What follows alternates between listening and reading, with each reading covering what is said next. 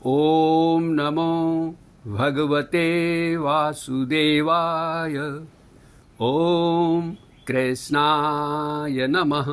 साथियों, क्या इस संसार में कोई व्यक्ति ऐसा भी होगा जिसके जीवन में कोई दुख न हो, अर्थात सुख ही सुख हो? ऐसा तो शायद कोई भी नहीं होगा, क्योंकि जन्म लेना ही स्वयं दुखों का समुद्र है।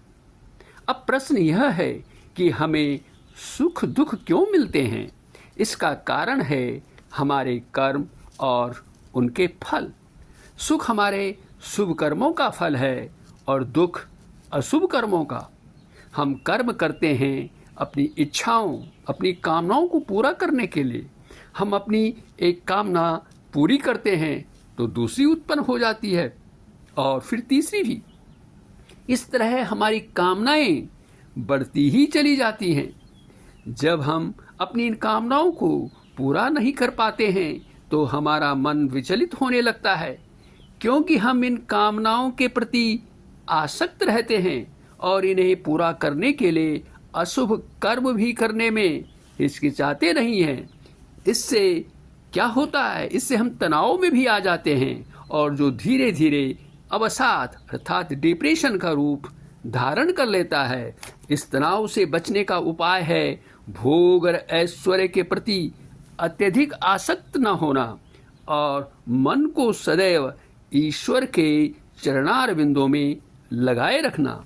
इस संबंध में भगवान भगवद गीता अध्याय 2 श्लोक 44 में क्या कह रहे हैं, सुनिए श्लोक। भोगैश्वर्य प्रसक्तानां तयापहृत चेतसां व्यवसायात्मिका बुद्धिः समाधौ न विधीयते। इसका भावार्थ यह है कि वेदों के कर्मकांड की पुष्पित वाणी, शोभायुक्त वाणी से जिनका चित्त हर लिया गया है, अर्थात भोगों की तरफ खिंच गया है, भोगों और ऐश्वर्य में जिनकी आसक्ति है, ऐसे मनुष्यों की भगवान में निश्चयात्मक बुद्धि नहीं होती। अब हम इस श्लोक की विस्तृत व्याख्या करेंगे। साथियों, भगवत प्राप्ति के लिए व्यक्ति में दृढ़ संकल्प का होना आवश्यक है, लेकिन यह बुद्धि उनमें नहीं होती जिनकी भोग और ऐश्वर्य में अत्यधिक आसक्ति होती है। भोग हैं इंद्रिय सुख, जैसे रूप रस आदि का सुख लेना, अपना मान सम्मान चाहना, और ऐश्वर्य से तात्पर्य है धन संपत्ति का संग्रह करना। इसी में व्यक्ति अपना पूरा जीवन बिता देता है। वह यह नहीं जानता कि ये भोज्य पदार्थ जो हैं, जो भोग्य पदार्थ हैं, वस्तुएं हैं, ये तो क्षणिक हैं, न जाने कब नष्ट हो जाएं। इन नाशवान पदार्थों में अत्यधिक आसक्ति का होना तो पशु की बुद्धि के समान है, जिसे हम पशु बुद्धि भी कहते हैं। पशु पक्षी आदि तो भोग योनियां हैं, उनका भोग में लगे रहना तो ठीक है, लेकिन मनुष्य भी भोगों में ही लगा रहे तो पशु और उसमें क्या अंतर रह जाएगा। मनुष्य को ईश्वर ने विवेक शक्ति दी है, जिससे वह अपना कल्याण कर सके, मुक्ति पा सके। इसके लिए मार्ग है बुद्धि योग अर्थात कर्म योग या भक्ति मार्ग। कर्मयोगी निस्वार्थ भाव से कर्म करता है। उसके कर्म दूसरे लोगों के हित के लिए होते हैं। वह दूसरों के सुख से प्रसन्न और दूसरों के दुख से दुखी होता है। इसलिए उसमें न तो भोग की इच्छा रहती है और धन संग्रह की।